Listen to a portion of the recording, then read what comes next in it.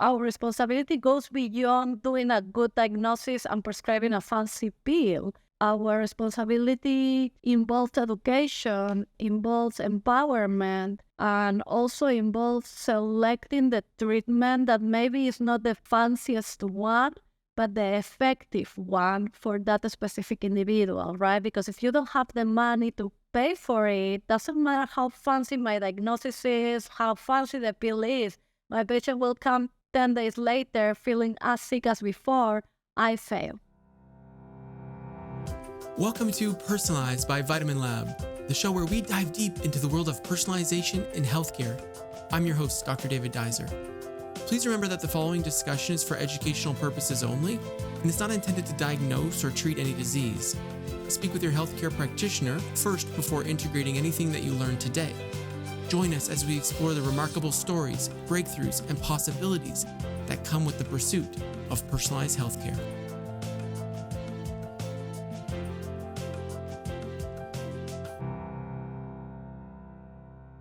Welcome back to Personalized by VitaminLab. I'm your host, Dr. David Dizer. Today on the show, I spoke with Dr. Miriam Zylberglait. Dr. Z, a triple board certified physician in internal medicine, geriatrics, and obesity medicine with extensive clinical and academic experience. Dr. Z is interested in the areas of well-being, weight management, and cardiometabolic prevention, burnout, mental health, and leadership development. She completed a fellowship in leadership education and development, certification as a mental health ally, and training as a physician wellness advocate. Dr. Z has been recognized for multiple achievements, including Mentor of the Year and American College of Physicians Young Achiever.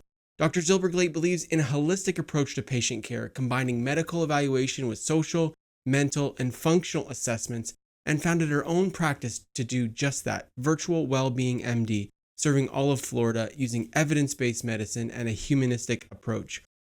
Dr. Z is the author of the number one bestseller and multi-awarded book, The 3G Cycle of Life, The Secrets for Achieving Joy, Meaning, and Well-Being, which we spoke a lot about on the episode today. Please enjoy my episode with Dr. Z. I'm here with Dr. Miriam Zylberglait. Welcome, doctor. How are you today? I'm doing well. Thank you so much for having me. Thanks for coming on Personalized. We're so grateful that you chose to spend some time with us today. I really appreciate your time. I'm looking forward for it. So I have had such a journey over the last 2 or 3 days learning about your career, because it is not a simple, kind of go to school, go to work type of career. You have a very, very cool career, and we have some connections I think that we can speak about a little bit, some similarities, but your career is just incredible. I would love it. We're going to do an intro separate from this, so everyone listening already knows a little bit about you. But if you could start us off, inspire the audience, tell us a little bit about your career highlights. If we look to your full history, like what makes you most proud about from everything that you've accomplished? I am a mom. Yes. Okay, nice. I love that. Check the box, kids, if you're listening. In some way, motherhood, and it's not a career, let's clarify, right? It's not a profession, but motherhood defines a lot of things that I do. I am not only a mother, of course, I am a mother of my 2 boys that are amazing and drive me crazy at the same time. But as an academic physician, I act in some way as a mother for my group of medical students or residents. And in some way, I was also this mother figure for patients, right? Even my patients were older than myself. Is someone that cares. I see motherhood and being a physician like something very similar, someone that cares and that will give as much as possible to those that are, in need. Absolutely. Okay, that's the best answer I ever heard. How old are your kids? 8 and 10. Oh, that's great ages. That's super fun. Oh, thank you so much for that. Okay, so motherhood, but this general theme, right, of taking care of people. I'm so into it. Okay, how did this theme become kind of the theme of your life? Take us back. You have a very unique history in the sense that you've been trained in multiple jurisdictions, right? You were trained in Peru and then also in the United States. Is that true? Yes. Tell us back to those first few days. I never wanted to be a doctor. I wanted to be a psychologist all my life, or almost all my life, and save life and help people. And I used to faint in front of blood, and I am still very terrified of needles. So being a doctor was not my dream or my priority. It happened randomly. A good friend of mine wanted to be a physician and told me, well, if you will be a psychologist, go to medical school, you can be a psychiatrist, and we will be together, for the next 10 years, because we were friends since we were 3. So she convinced me. She never went to medical school, by the way, so I got dropped there. Oh no. And that's the reality of how I entered the world of medicine. It was not planned. I am maybe not the typical physician because my goal was not related to medicine per se. It was related to humans, to help humans, to make humans to feel better, to be happier, to avoid suffering. And that's the way that I have been practicing since then. I never saw patients as livers or kidneys or laboratory tests. For me, my patients were my patients, right? My family. I still have, especially one patient, my first private patient in Peru that I met 20 years ago. And his family sent me pictures or videos of him now being 90-something, celebrating his birthday. And that's how I see medicine and the role of a doctor, right? And that's why how I connect this with motherhood or with being a family member. The doctor was part of the family, and that family was part of my life. I moved to the US for personal reasons. I met my husband, and he was living here. So I came for vacations. He proposed, and I never went back. I quit my job in Skype. Long story short. Yeah, absolutely. And I started from zero here again. I had to take the step 1, 2, 3, and do residency again. I was the mom of my team, right? The residents were in the 20s, and I was actually in my 40s and pregnant, doing rounds. So motherhood again as part of this. Oh my goodness. And well, some of my attendants were younger than me also. Later, after I graduated from internal medicine, I completed geriatrics as a fellowship, and I started my first job here in the US in academia. So I had, again, residents and medical students working for me, with me, and motherhood again, right? And my kids will come here and there to visit me in the clinic when they were sick and not able to go to school, and they will be part of the family, and some of the residents will be taking care of my kids when I was going to see patients. Definitely. And you cannot separate that, right? You cannot separate who you are as a human and as a person from who you are as a doctor. And I feel that that's a connection. Lately, I did an obesity medicine training, and COVID came, and my life changed. Absolutely. And we're gonna go way into that because you have very cool practice too. I really resonate with your family approach. It makes so much sense to me. I've been in the same seat for 10 years, and our charting system keeps track of all the patient files we have, but it uses a number system, and we started at number 1. So whenever I see someone come back and it's kind of like the top 100, I always say, hey, you're in the top 100. It's very nice to see you again. I feel like you're part of my family. Like I'm totally into that. That is so cool. But you mentioned something there about the system approach, basically what I wanted to go into was about how I know a ton of people who have become naturopaths in Canada, naturopathic physicians here, who were medical physicians in other countries. And I think what I think about with them is they move typically for their families, right? So same thing, like they're moving here because they're trying to support their families in a different way, in a different place. But they have this serious amount of grit and persistence, and they just love what they're doing, and they want to keep doing it in whatever way they could. So they join our program, they do our international medical graduate program. And I know that from learning about your bio, you take that very seriously. You seriously seem to love the discipline and the grit of the profession that you're in, and what it really takes to be a good physician. Like you have to go above and beyond. Can you tell us a little bit about that approach and why that resonates with you? Yeah, first of all, I have, and don't take it wrong in any way, actually, it will be a happy ending after I finish my sentence.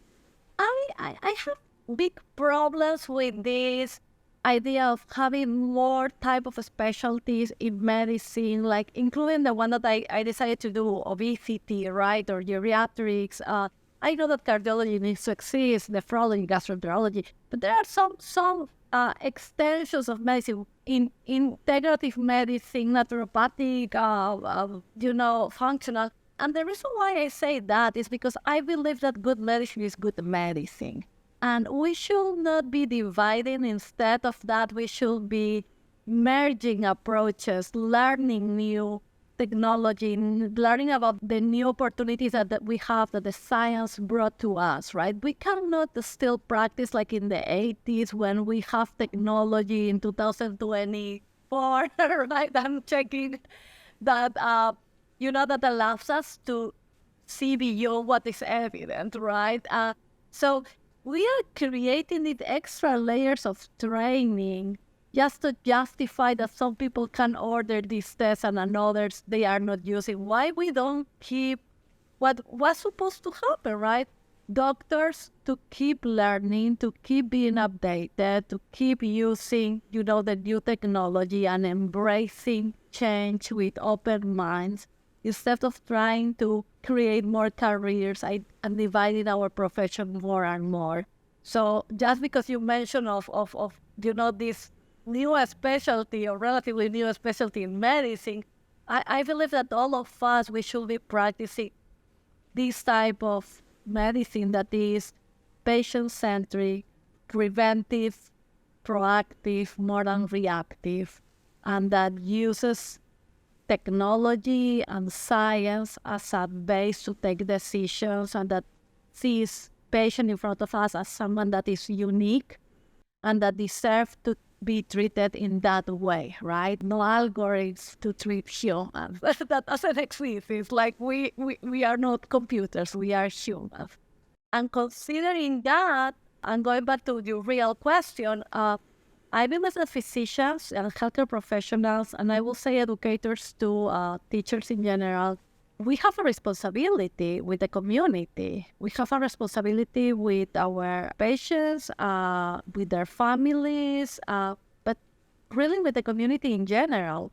And our responsibility goes beyond doing a good diagnosis and prescribing a fancy pill. Our responsibility involves education, involves empowerment, and also involves selecting the treatment that maybe is not the fanciest one, but the effective one for that specific individual, right? Because if you don't have the money to pay for it, doesn't matter how fancy my diagnosis is, how fancy the pill is, my patient will come 10 days later feeling as sick as before. I failed. And that responsibility is an honor, but it's a responsibility. We doctors, we are servers. We work for our patients. The patients are, are the ones that need to set the expectations, and we need to be at that level. Absolutely. We are not God in the earth. We need to serve, and I believe that is important, and it's something that we need to remind ourselves all the time. Definitely. We have such a unique system in Canada where the family medicine system is constrained in a significant way that prevents the type of discussions that you're speaking about because of time constraints typically, and because of sometimes scope constraints and the difficulty to fit in a really interesting preventative scope into a short period of time. But what we see is these family physicians who really care, and they're texting patients in the middle of the night, and they're going way above and beyond. They're spending hours and hours after their day, and they get burnt out. It's really difficult to stay. And then what happens is they have to shift down to just a few days a week because they wanted to do what you're describing, but then it's like literally impossible in the system that has been created for them. So they reduce their days, and then everyone gets frustrated because they only have 2 or 3 days a week. And that's so tough on the population. And then you lose that family feel, right? Because you can't see your physician for a month.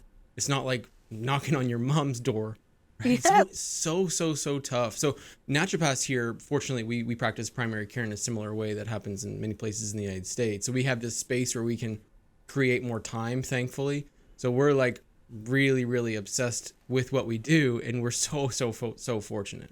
But let me tell you, in the US, even the system is different than in Canada, right? For type of insurance and the way that the coverage is done. But we are limited. We have the same 15 minutes to see patients in primary care, sadly. Wow.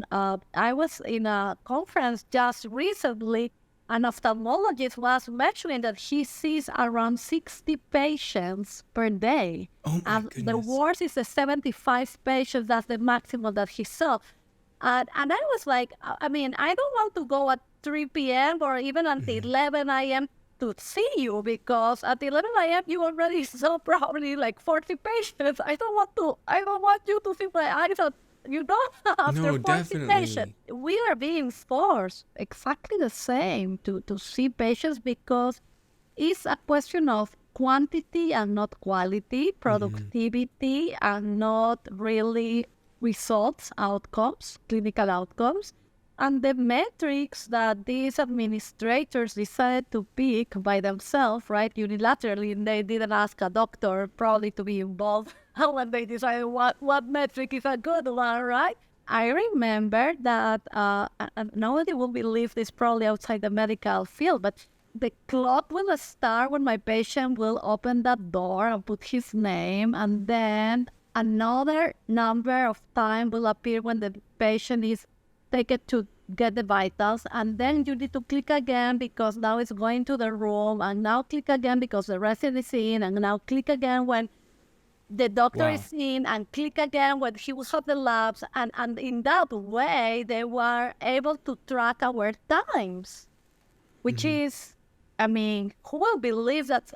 You know how many of my patients have been living for a week in my office because I forgot to click that button? Like, I was Yeah. like, I don't care, right? But those are types of metrics that we have been forced to fulfill. Instead of, you know what, I have a patient that is crying right now because received a diagnosis of cancer. I truly don't care about your 15 minutes. I will be here as much as I need to make sure that that patient goes home in a safe way and with some hope and a plan. Definitely.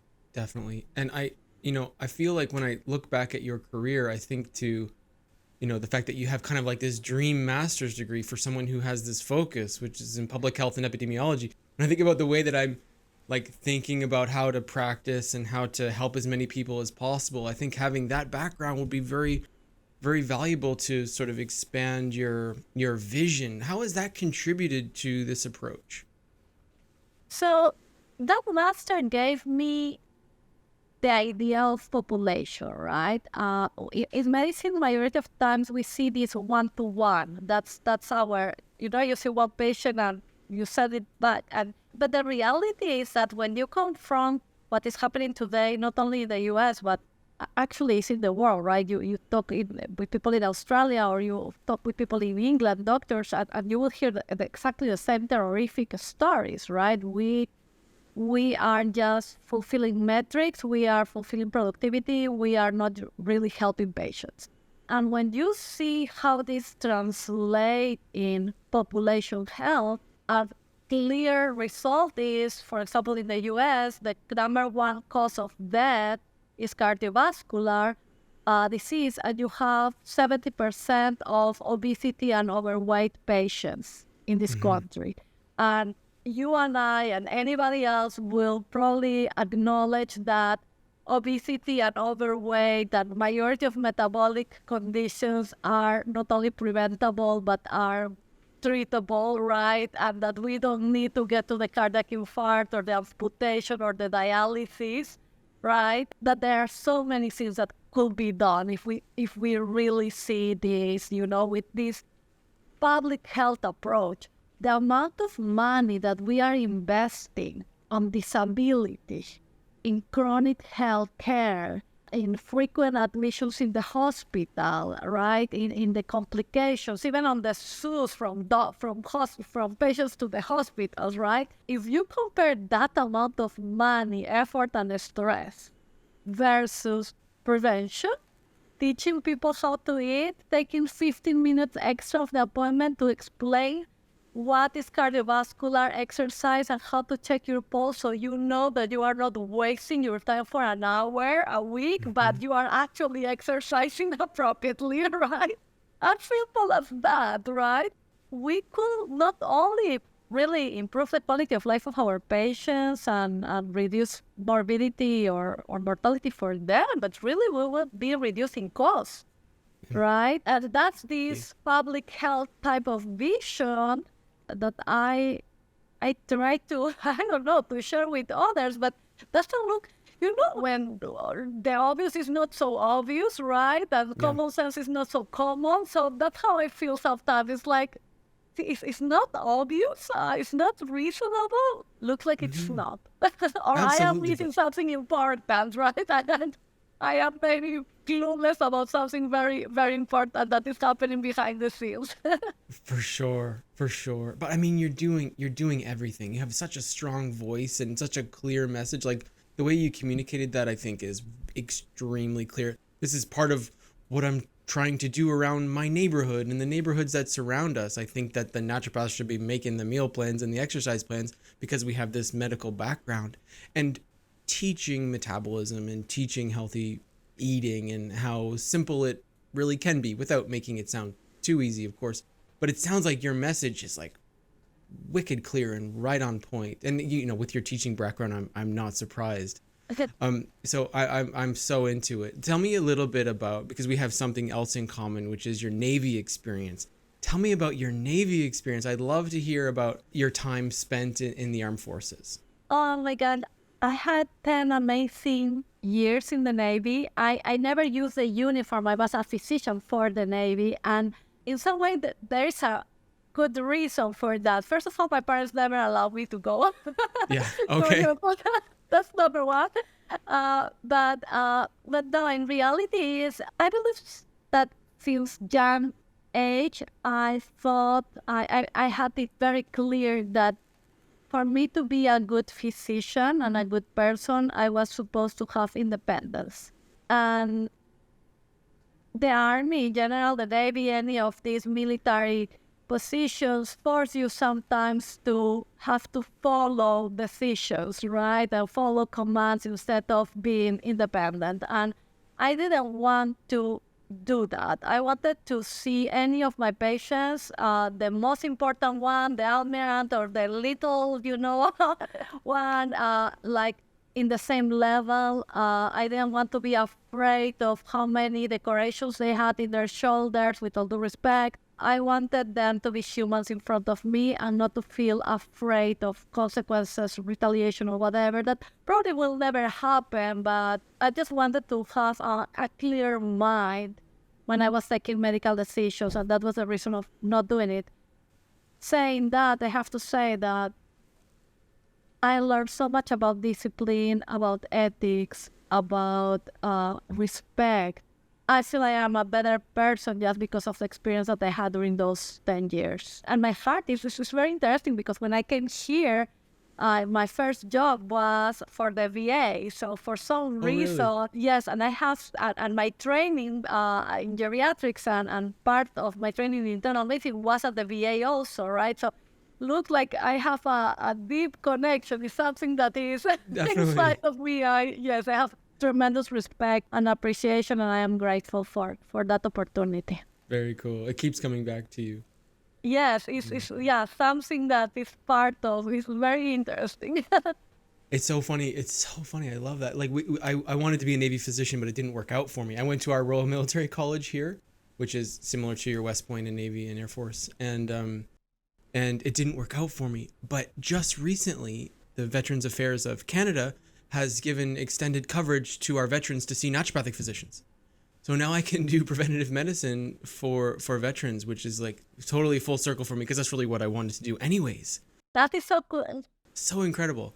Yeah, like sometimes, and I am not necessarily this spiritual person, right? But I have been discovering during the last years that, yeah, Yeah. there are cycles in life and they get close, here and there in very weird ways that surprise me. So sometimes we have to just keep going with our dreams and wait for them to become true, right? Get ready.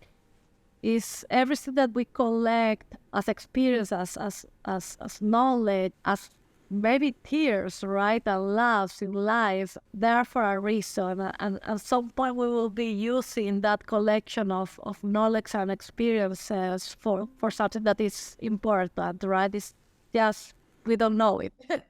Well, you keep setting yourself up for it. I mean, you have multiple residencies and now board certified in internal medicine, geriatrics, and obesity medicine. I'm sure that informs this very holistic care, especially with a public health and epidemiology background as well. So, how has this entire setup, all of these experiences you have had, led to then, for example, maybe the challenges that come with the pandemic and inform maybe what your practice is like now? Tell us about how your practice is going and what type of medicine you're doing. So I am doing good medicine. I don't know if that's a specialty, but I realize that that's what I want to do. I'll accept it. I want to do good medicine. I opened my own practice just around 6 months ago. My first entrepreneurship, journey, complete, new experience for me for sure, and was probably motivated because, I mean, I have to be grateful with the system. The broken system pushed me, me out, right? It I was did. not able to. I was not happy with myself. I was burning out. I was not proud of the type of medicine that I was practicing. I was going to bed crying because I felt that my values were not, aligned with the things that I was being forced to do. I had one of my boys telling me, after seeing me crying here and there, telling me like, okay, mom, it's time for you to quit. If why you are, if your boss is bad, why you are not the boss, become your own boss. And I was like, that Okay, later I son. was quitting my job, really, and opening this clinic. And this clinic is my way to create a system that fits my values and fits what I believe is good medicine. It's a virtual clinic. I am not trying to replace PCPs in any way. In reality, what I am trying to do is to close the gap that they have. I have empathy and compassion for my colleagues. I have been there in those same shoes. And I know that they want to do good medicine too.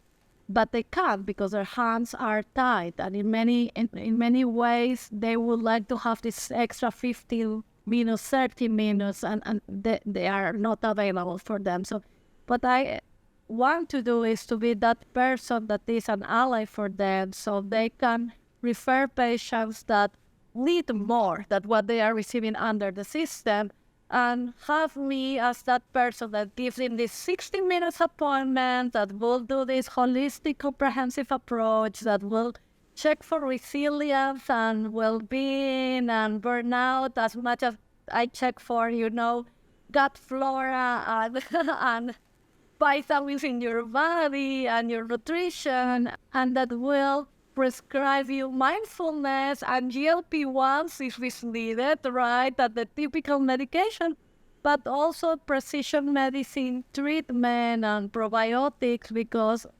diet and exercise very well detailed and explained because I believe that bring an extra value to the plan. So my patients can go after a few months back to their PCPs, right, with a comprehensive plan that the PCP could continue without compromising his time, his well-being or her well-being, right? And I feel like it's a win-win situation. It's a win for the patient, it's a win for the doctor, it's a win even for the manager because he will have the metrics that he wants, right? And it's a win for me, not only the financial aspect, of course, I build for these things. I mean, we all have to pay our own bills, but the real benefit for me is that I feel happy. I feel satisfied with what I am doing, and I am proud of myself. And I'm like, yeah, I did it. My patient is doing much better. The A1C is great. And that is priceless. That is vitamin for my soul. VitaminLab revolutionizes personalized supplements, empowering health practitioners to create tailored supplement formulations that address each patient's unique needs. Bring personalized health to your practice and choose from over 200 professional-grade ingredients to create vitamin formulas that improve patient adherence and result in tangible outcomes. All ingredients are sourced from the world's most trusted suppliers, and VitaminLab provides hands-on support to help you formulate and launch personalization to your patients. Say hello to a new era of personalized supplement solutions. Go to getvitaminlab.com/personalized to save $100 off your first formula. Absolutely. Oh, what a cool practice. You had this vision and now it's come to life over the last 6 months. What do you see as the progression here? Is this expanding? Are you seeing lots of patients? Is your referral network really good? I assume since you're a professor that so many people know you. No, it has not been easy, David. To be sincere, I have to admit that it's not easy. And it's not easy because of the culture of medicine, right? I am bringing a new type of approach. I am not the only one. There are many doctors today that are working as concierge doctors and that are working as direct primary care physicians, right? Like, and forgetting about the insurances. And this is a concept that is not necessarily well received by all the patients. And I understand why. I agree with my patients, right? Because it's like, hey, that doctor should be covered by the insurance, right? And the nutritionist should be covered by the insurance. Why do I need to pay out of pocket? And sometimes it's hard to explain that when you pay with your insurance manage all the decisions. Doctors, we become almost puppets of the system, and our hands are tied. When I don't work for an insurance or for a corporation, I am the owner of my time, of my words, of my plans, and I am accountable also for that. So it's something that we need to educate, right? We need to educate the patients. I am not stealing money from you. I am not doing a scam. I am just offering you a different type of support and again, I am offering you good medicine. People would love it here. So in British Columbia, the internal medicine physicians, the specialists who would do this type of work, they can't typically have a practice outside of the conventional system. People ask for it all the time, because we're restricted in certain ways. For example, we can't run images, so we can't do X-rays and MRIs and CT scans. And so they said, well, I would like to consult with a doctor sort of like this afternoon for that, but it's not possible here. And so there's a huge hole in the market in many jurisdictions. And I love that you're doing this work. It's so great to have the ability, if you really need to be able to speak with someone who is a specialist who also has a holistic approach when you need them, how transformational that can be. So way to go. So cool. No, to remind everyone, right? This may not be for everyone, and this is something for those that are going through chronic conditions and that need extra support. This is not for a sore throat, for sure, right? This is for people that need this extra support because they are suffering, because the system is not equipped to support these chronic conditions or the level of care that they need, right? Or for those that are super achievers that are looking to get better and better, to have more energy, to do prevention, right? That have the money and the stability to invest in their health. So I see this as by two type of patients. Those that they need, a mammogram every year or a sore throat, treatment. Of course, they don't need me. I'm here available, more than happy to help. But this is really to help those that need extra and that have extra expectations and that the system is not satisfying their needs. And that's why I am here. I exist for that specifically. And I bet so many people find you through your books. I know your book title really resonates with me, the 3Gs. Tell me about the 3G system. Walk me through this multiple book publishing journey that you've been on. Tell me about your books and tell me about what inspired you to write them. So the 3D cycle is the result of a tantrum. I was absolutely upset. I was frustrated. I was probably very worn out. It was COVID time. I discovered the magnitude of the suffering of physicians during that time. And then I discovered that that was not something that COVID started, but really was something that was happening for decades already, right? And the first article that I saw when I identified a female physician, a mother that died by suicide, that article changed my life forever. I started to investigate more and I discovered that this was more often than what I thought. And actually in the US, 400 physicians die by suicide every year, even before COVID.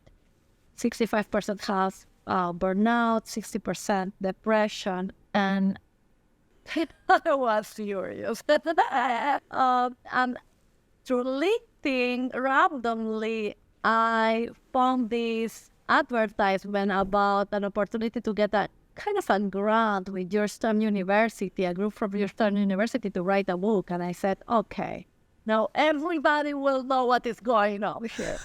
And that's how the book started. I was supposed to, talk about burnout in medicine and the abuse and moral injury. I was really upset. Mm-hmm. What happened during the book process that lasted almost a year or a little less than a year is that I received psychotherapy. The book was psychotherapy for me. I started to interview different people that not only went through burnout, but any other type of challenges in life, from cancer to losing someone by suicide to changing jobs to whatever you can imagine. And they were giving me their tricks, right? How they were able to navigate challenges and achieve later well-being, right? And growth. And I started to collect those experiences as part of the book and to back it up with science, right? Because there is clear science that explains why kindness makes you healthier and why, being grateful will do the same, or why post-traumatic growth exists and what's the difference with PTSD, right? Post-traumatic stress. And so I started to back up all that with science. And what happened was a transformation after interviewing more than 30 amazing individuals from 4 different continents in the world, right? With amazing different backgrounds. They were free coaches for me. And that was free psychotherapy in some way. And the book changed completely and transformed from a tantrum to a book that is optimistic, that brings solutions instead of problems. Burnout is one chapter between 20, and the other 20 or 19 are positive chapters that open, your mindset to good things and to hope and to health and to well-being. And what was the story of the book? The 3G cycle. Tell us about the 3Gs. What are the Gs? So the Gs represent how I live my life. I have been very resilient all my life. I have been, in very, very low downs, and suddenly I have been up again, and I never pay attention to that. I thought that was normal, right? I didn't know that was not necessarily typical, but during COVID, suddenly I needed to kind of have this contagious, optimistic approach and resilient approach, and everybody will come and ask me, how do you do it? And I will be like, I have no clue. So I needed to find out, and my introspective journey opened my eyes to how I do it, and there's a technique. I didn't know it, but there's a way. And for me, everything starts with the first G, which is goals, right? I am a person that is very goal-oriented. And you can call it goal, you can call it dream, you can call it whatever, fantasy, but something comes inside of my mind, and now I am, in a journey. And if you plan your goals, if you are very serious in the way that you propose your goals, and if you have a clear intention, those goals will really move you to the next step, right?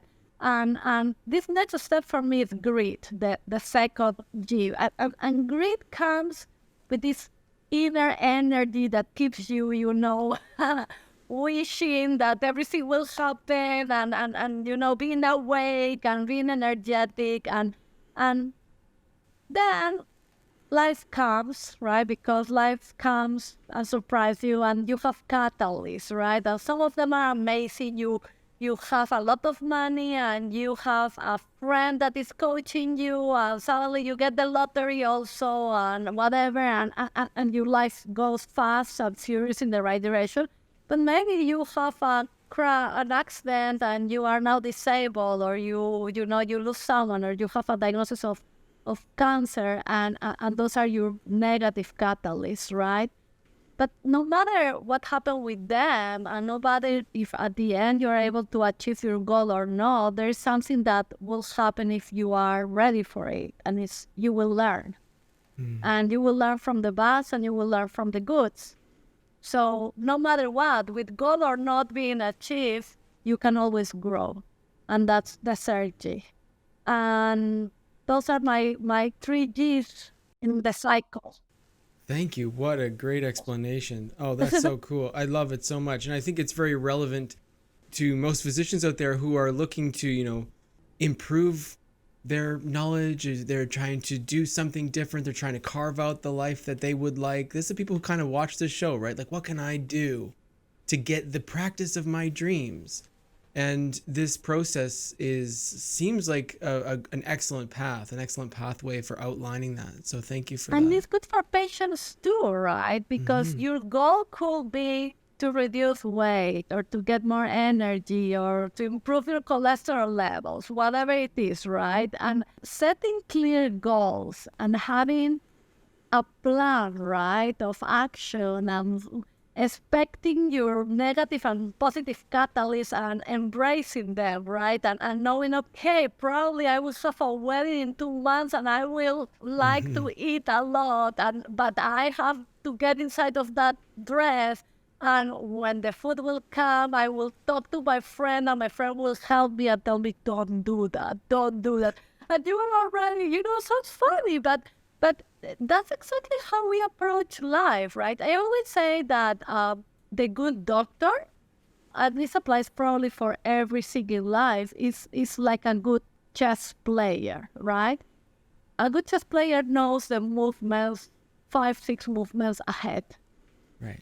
They are already planning. And I believe that a good doctor and a good person, any person planning for the future, right? As an entrepreneur, as a patient with a goal or whatever, they need to be able to know what will come, what good opportunities I will have, who will be my ally, who will be this devil in my left side telling me eat, or stop, or this is not going in the right direction. And to plan ahead and to create this journey with embracing the ups and the downs, and knowing that you don't have to do it by yourself, that you can ask for help, and a lot of people will be around you, supporting you and cheering you up. Absolutely. I see, like, using your framework, I almost see it's like a grit coach or a grit support. Like, people come with a goal, and then, okay, you're going to have some grit, because, you're going to be in a deficit and it's going to be hard. And then they go and they try it, and then they message and they say, I'm hungry. And they're not ready to grow yet. Like, we're not there yet. We're not at that part of the cycle. So here's some strategies. And let's use our grit to apply these strategies. So now we've intervened, we've done some education, and then it works, and then the growth occurs. And now they have that forever. Like, I think to one person I met with yesterday, and I was like, how come this weight loss plan is so easy for you? And they said, well, I had a goal. And then I realized when I was following your plan, all I needed to do was like make my protein 2 days in advance. That's all I needed to do. And then now I'm like literally never hungry, and the grit has kind of like fallen off because it's become easy. So this growth phase has been reached, but we don't really need to like set a new goal yet because we're kind of cruising. So I'm saying, so I love it. I think the framework is really great.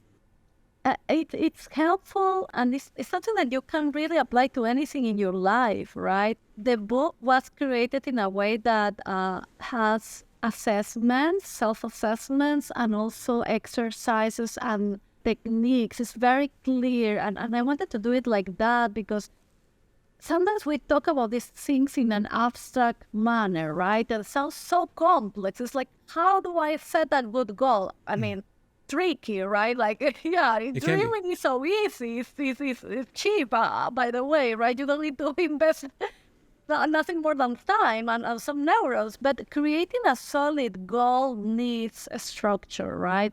And follows a process. So I try to use a lot of the tools that are used in reengineering, right? And in the administrative world that probably CEOs and COOs use for, to get more money. I use them in a format, I adapt them in a format that is good for you, for your well-being, for your life, right? Because at the end, we are a process, right? We are a project. So we are our own business and company, right? And we are the CEO and the COO and the CFO and the Chief Wellbeing Officer of our own life. So why not to use the same tools? So you will see a lot of these tools that are used really by the C-suites that have been integrated in the book and have been transformed in a way that you can say, oh, I need to set a goal for myself. Okay, how do I do it? And what is another alternative? There's a couple. Sometimes there are 2 or 3 alternatives, so you can use the one that will really work for you, right? And the other thing about the book, I'm trying to help those that are like me, right? Super busy and probably with some excuses like why you don't get a book or why you don't finish the book or whatever. The book doesn't have numbers on the chapters. So you don't need to read it in order and you don't need to read it complete. You can just go to the chapter that you believe is good for you and you are in need to read today. Read it, forget about it, and maybe 2 years later you will find out that now you want to talk about or learn about something extra. You can go back. Nothing will happen. You will not miss anything. And you will never feel that you are stressed or that you feel that you didn't fulfill, the goal of reading the book. This is an anti-stress book. It's designed in that way. Love it. That's a great way to describe it. Oh, that's so great. I love books like that. I think that's a really smart way of doing it. Tell us about how your kids got involved, because I know now you have a children's book in that outlines the process for kids. Is that the case? So, first of all, my kids are big part of the book, the initial book, because a lot of the stories in my book come from things that I learned from my kids. And I know that may sound bizarre, but adults, we can really learn from kids, and because they are not necessarily politically correct, and they don't necessarily want or need to fit, the rules of society. They will tell you the things in your face, and probably they will be right. So pay attention to your kids. They are very, very savvy. So after I finished this book, I thought that it would be great to create a series of books for kids that, follow the same idea of the 3G cycle. My kids are 8 and 10, and I see them growing and learning maths and a lot of things that I have no idea if they will use in their life again when they will be 20 or 30. But emotional intelligence, right, and things that I believe are so important to really be successful in life and to have a good life are not priority in the educational system. And I found myself talking and having this amazing conversation with my kids about dreams and goals and what do you want to do when you grow up and why it's important to be kind, and this ended being the book, really. The funny part of the story is that I wrote initially the book for kids, the first part of the book for kids, and I gave it to my oldest boy, Ellie, and he read it. He came back to me with a very serious face, and he told me, well, Mom, I finished. I'm like, and he was like, well, the only place where this belongs is the garbage. And I was like, Oh, Oh my goodness. okay. Yeah. Do you want to explain a little more? Like I was like ready to cry. It's like it's clear that you don't know anything about kids. Kids don't want to read a book for learning in their free time. They want, to have fun. They want fantasy. They want excitement, and this is boring. And I'm like, oh, like the information is good. It's good quality. It's good. But my kid is very gifted, by the way. She has a 99 Absolutely. percentile Wow. of IQ. So just to clarify the conversation, I am not lying. This comes from a gifted kid, right? Absolutely. And and I am like, okay. And she's like, but if you really want this to be successful, you really need to talk with a kid. I'm like, okay, you are a kid. Okay, mommy. So I will explain this to you. After that, he sit with me and she gave me ideas, and that's how we ended working together. And my little one was in charge to select the pictures that I was creating with artificial intelligence. And then we shared the draft with kids in our area, and we used their advice as a gift. We created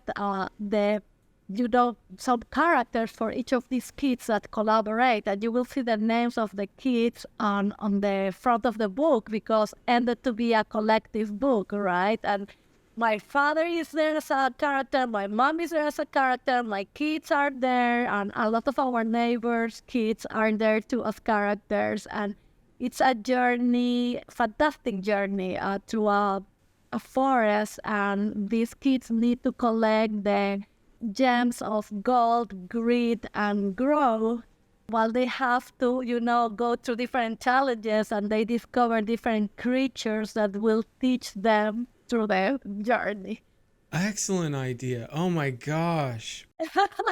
And that being a cute book. Totally. That's so cool. Not a garbage that I created initially. Yeah, right. Well, a collaborative effort, but it sounds really, really cool. Oh my goodness. I bet my kids would love that. My oldest would be so into it. Oh, I would love to share it with you. Of course, I will send you a copy. Oh my goodness, that's so amazing. That's really cool. And what a great way of writing it. This is the one. Amazing. 3G Cycle Quest. Okay. Very cool. Yes, and we are working in the number 2, so Good for you. soon is coming. Good for you. Number 2's on the way. Well, we've had such a cool discussion today. I learned so much about your career, and I think, you've inspired a lot of people with everything that you've done, but also your approach to medicine, your approach to personalization, I think will resonate with so many people. And carving out the clinic of your dreams, I think is a popular topic right now, but you're actually doing it. And that inspires me significantly. Thank you so much. In the spirit of personalization, I know we've learned a lot about you, but in the spirit of personalization, can you tell us one thing about you that maybe most people don't know? Oh my God. Well, I said already, I am afraid of needles. I'm a vegetarian. The physician afraid of needles. Okay. I'm also afraid of needles. No, Yeah. I would like to say it's not something that, probably something that a lot of people know already about me, but I am here available, and that I not only for patients, of course, but also for my colleagues, that none of you guys need to go through life as a physician or healthcare professional in general by yourself, that this doesn't have to be a lonely journey, and that we are not superheroes. I'm sorry to declare that loud. We are humans.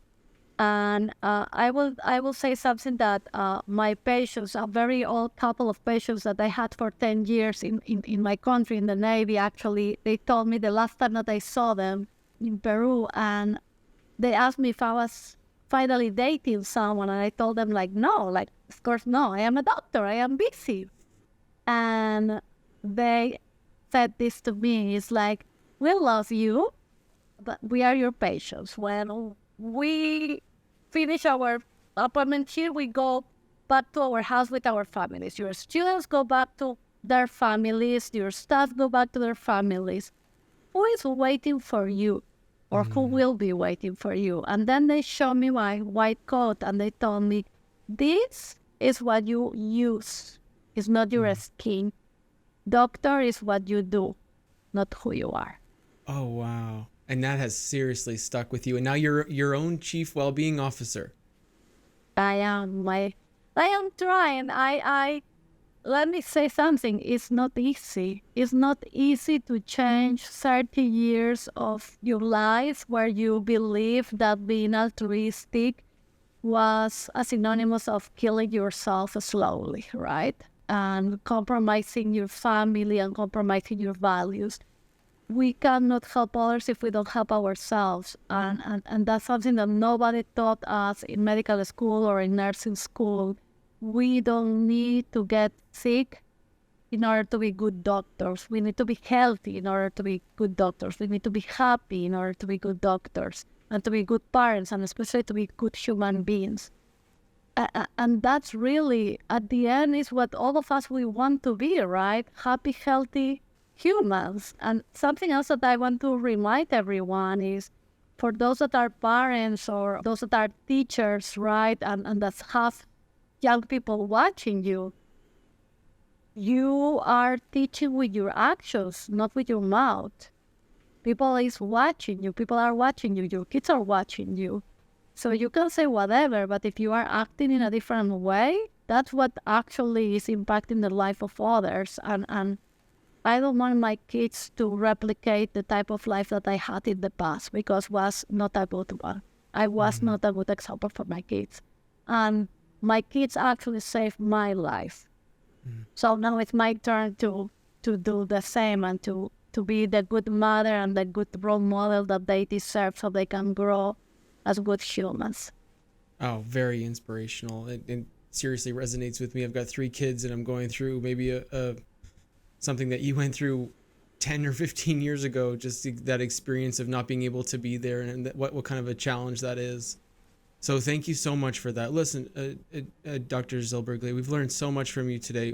Where can people reach out? Tell us the names of your book again, where people can connect with you, and the name of your practice, please. So the name of the book is The 3G Cycle of Life, and it's at Amazon. My website is www.virtualwellbeingmd.com. You can find me as Dr. Z in LinkedIn. Very easy to connect with me. I am super happy and open to meet other healthcare professionals, patients, of course. And my WhatsApp for patients, you can tell that I don't remember it, but let me check it. 786-585-4512 if you want to reach out to the clinic.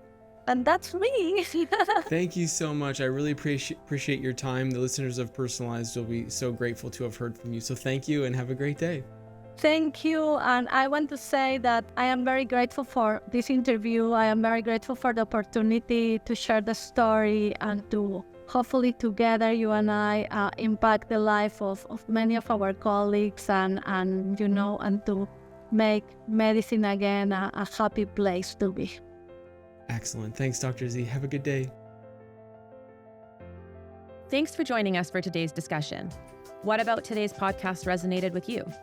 Be sure to tag at Dr. David Dizer and at Get VitaminLab. If you're learning from and enjoying this podcast, please let us know by subscribing to our YouTube channel and follow the show on Spotify and Apple. And don't forget to leave us a review. It's the best way to support our podcast and it helps others find us. To learn more or book a demo to explore what personalization could do for your practice, please go to www.getvitaminlab.com/personalized.